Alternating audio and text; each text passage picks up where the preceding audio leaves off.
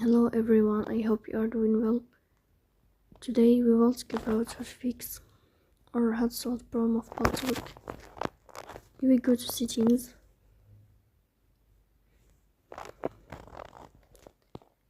Here we go to apps, default apps, app settings. In this list we will search about the application of Paltalk and you will click here.